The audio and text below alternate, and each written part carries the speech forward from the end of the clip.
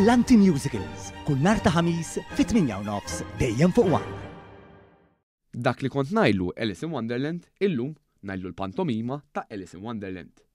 Din kienet waħda mid-dikjarazzjonijiet li għamel l-eks Ministru Nazzjonalista Tonio Fenech waqt li tlieta komplet ix-xita tiegħu quddiem il-Kumitat tal-Kontijiet Pubbliċi tal-Parlament li qed jiddiskuti il-proġett tal-Electrogas. Fenech, li taħt l-amministrazzjoni ta' Gonzi PN kien inkarigat mill-finanzi u l-Ine Malta, fost l-oħrajn, kien pront jagħmel din dikjarazzjoni appena ġie mitlub jgħid il-fema tiegħu dwar il-proposta li kien ressaq il-Partit Laburista fl-2013 tar-ruħs fil-kontijiet tad-dawl u l-ilma. Il-pjan tal-Gvern Laburista li inkluda l-bini tal-Power Station li taħdem mill-gass raħħas il-kontijiet b'25% mill-bidu tal-2014 għal-familji u sena wara għan-negozji. Dan fisser li 80 miljun euro kull sena kienu se jibqgħu fil-bwiet tal-familji u tan-negozji. Iżda l-eks Ministru li kien jiġi kritikat ripetutament li kien ifalli kull mira finanzjarja li kien jagħmel fi żmienu, dan ma jimpressjonaħ xejn. Dak iż-żmien kont sejjaħtlu Alice in Wonderland il-proġett. Illum ngħidlu l-pantomina ta' Alice in Wonderland. Tul is-sessjoni fil-Kumitat tal-Kontijiet Pubbliċi, Fenech ġie mistoqsi dwar deċiżjonijiet tal-Gvern Nazzjonalista qabel l-2013 b'rabta mal-kontijiet tad-dawl f'pajjiżna u s-sitwazzjoni finanzjarja mwera li kienet fiha l-Ine Malta. Kien hemm ħtieġa li l-kontijiet jiġu aġġustati kif kienu ġew aġġustati, id-deċiżjoni li kellhom jittieħdu, sagrifiċċju li kellu jsir.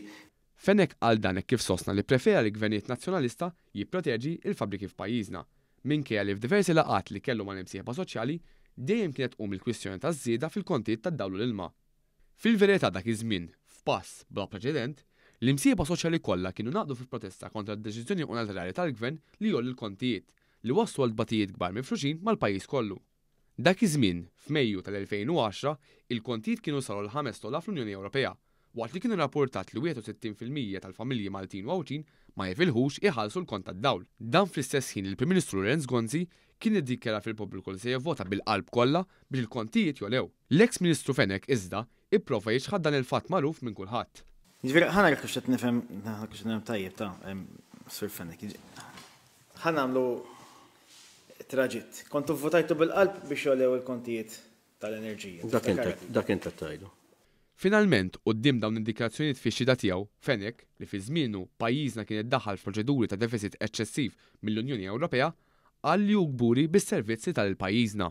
Minn dak li jettinna tidher inti gburi ferm dak li rnexxilek tagħmel fl-Ine Malta u fi żmien il-perjodu li għamilt responsabbli minn das-settur. Jien gburi tas-servizzi tajt il-pajjiż.